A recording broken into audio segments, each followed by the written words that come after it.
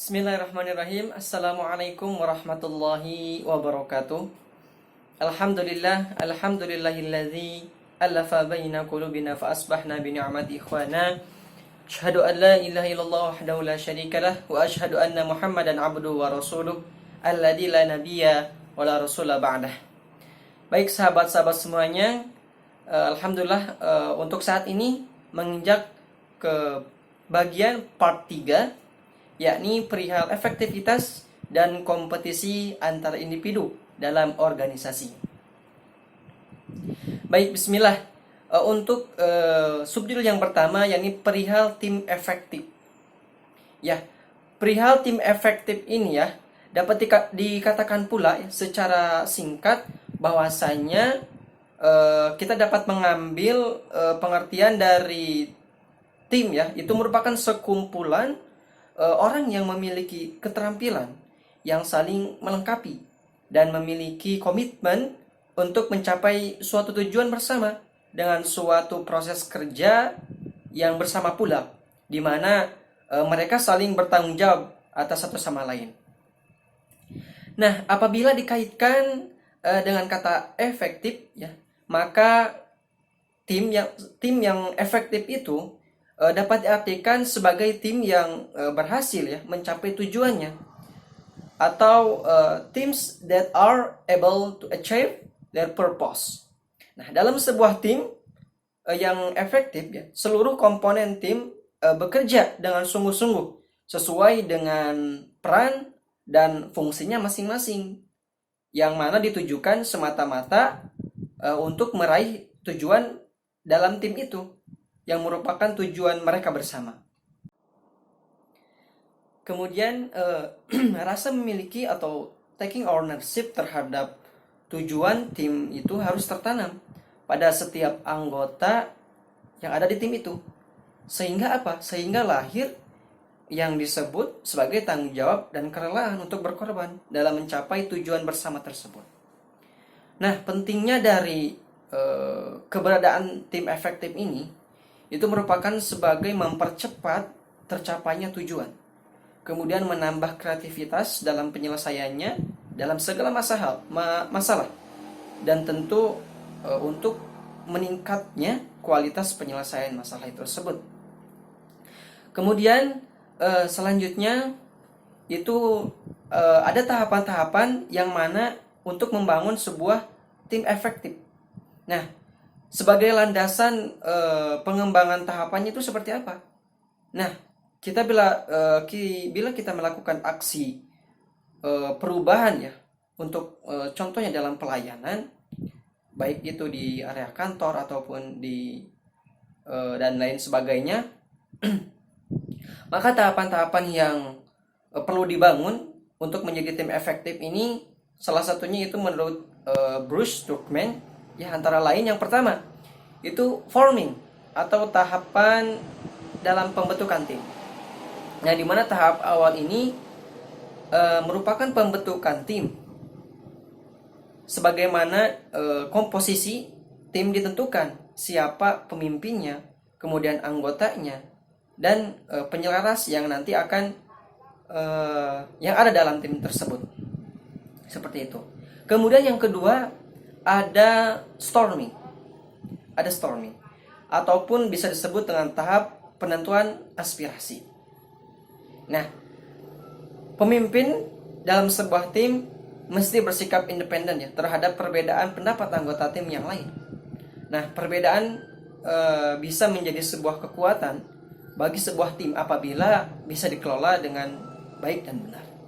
Seperti itu. Kemudian tahapan yang ketiga yaitu ada norming atau tahapan dalam penentuan aturan. Nah, dari adanya perbedaan pendapat tadi dalam setiap anggota tim itu, maka karakter dan persaingan dari masing-masing anggota tim itu sangat diperlukan. Karena mengacu pada aturan atau tata tertib yang jelas.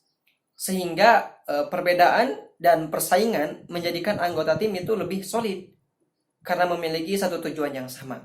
Seperti itu. Kemudian tahapan yang keempat itu adalah performing atau tahapan pelaksanaan. Nah, pada tahap ini tentunya ya, pada umumnya itu sudah didapatkan hasil dari pembentukan sebuah tim.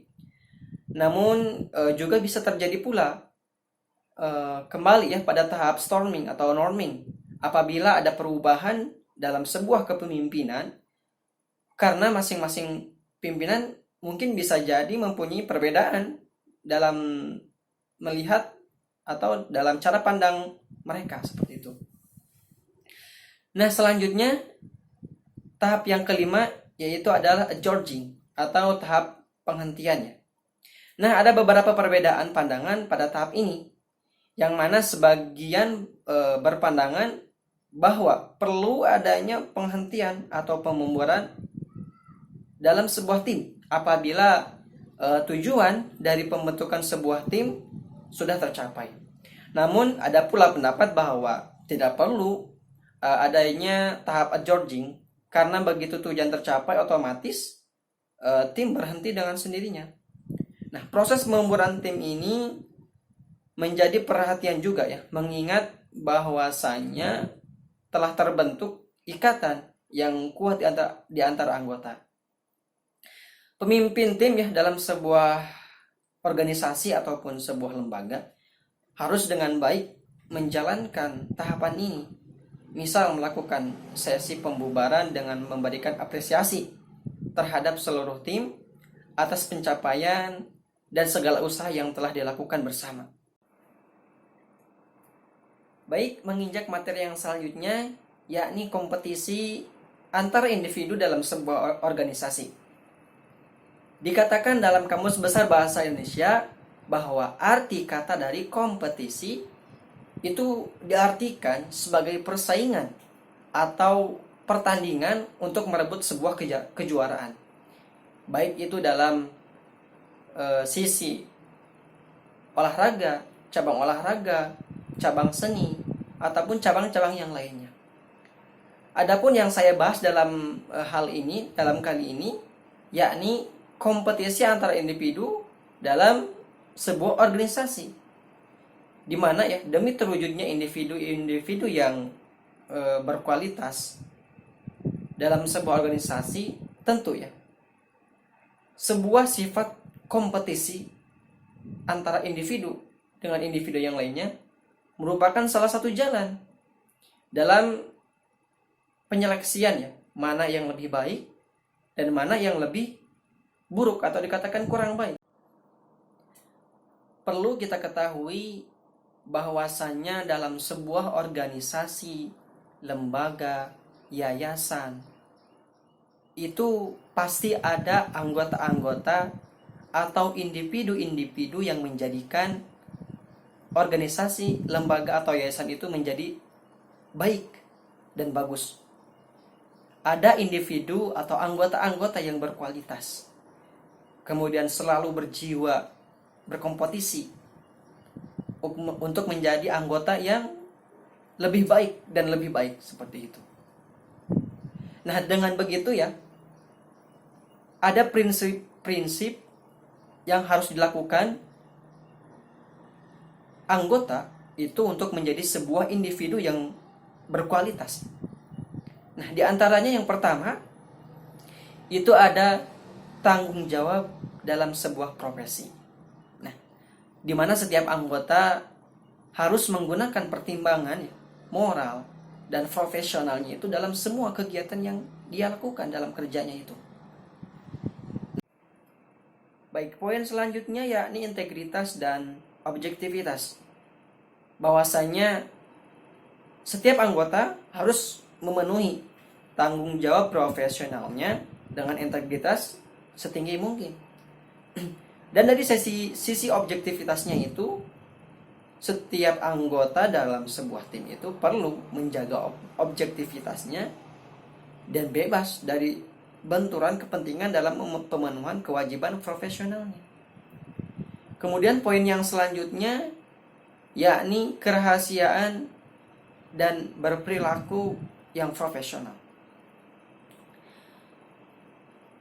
Setiap anggota perlu menghormati kerahasiaan informasi yang diperoleh selama melakukan jasa profesional dan tidak boleh memakai atau menggunakan atau mengungkapkan informasi tersebut tanpa persetujuan. Dari sisi profesionalnya, anggota perlu berperilaku yang konsisten dengan reputasi profesi yang baik dan menjauhi tindakan yang dapat mendiskreditkan profesinya.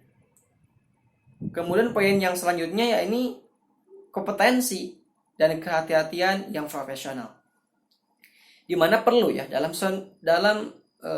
sebuah anggota harus melaksanakan jasa profesionalnya dengan hati-hati, kemudian kompetensi dan ketekunan, serta mempunyai kewajiban untuk mempertahankan pengetahuan dan keterampilan profesionalnya. Kemudian yang terakhir yakni standar teknis, bahwasannya untuk menjadi anggota yang baik seperti itu, yang berkualitas, perlu melaksanakan jasa profesionalnya dengan standar teknis dan standar profesional yang relevan. Seperti itu. Itu poin-poin yang tadi untuk menjadikan sebuah anggota dalam tim itu berkualitas ya. Itu mungkin materi dari saya, materi yang saya bawakan untuk part yang ketiga ini. Mudah-mudahan bermanfaat. Akhirul kalam, assalamualaikum warahmatullahi wabarakatuh.